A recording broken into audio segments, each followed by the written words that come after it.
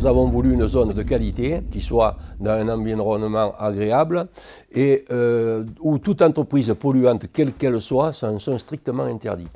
Nous avions donc un site qui était placé dans la nature et c'était au départ pour pouvoir faciliter ce qui était tout pharmaceutique, alimentation. La démarche d'excellence, alors en premier environnemental, on va dire, c'est imposé à nous.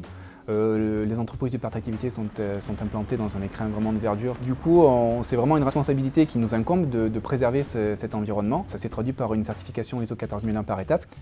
C'est un moyen de construire notre parc d'activité suivant une démarche d'excellence. C'est une volonté d'attirer des entreprises responsables. Du coup, ça nous permet d'avoir une attractivité sur les entreprises qui vont dans le même sens que nous et comme ça garder la même dynamique. S'intégrer dans cette démarche RSE, ça nous pousse à des grands questionnements pour se dire, ben voilà, on est bien, mais qu'est-ce qu'on pourrait faire pour être mieux?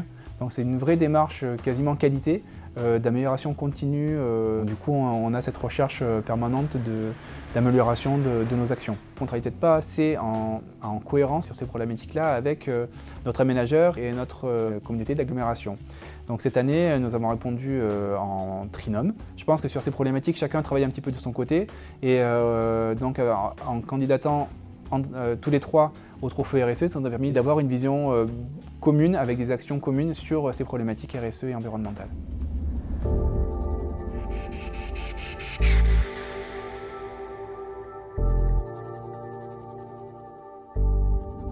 Alors Platocine 2030, on va dire que c'est la traduction de cette démarche d'excellence tant environnementale que RSE sur une feuille de route.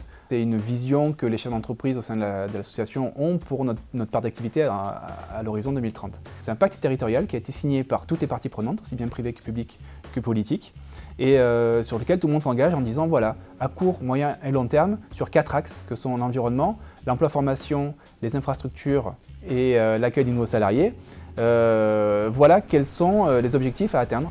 On a CEPSAPI, donc c'est la biosurveillance en fait, de l'impact des entreprises sur leur environnement.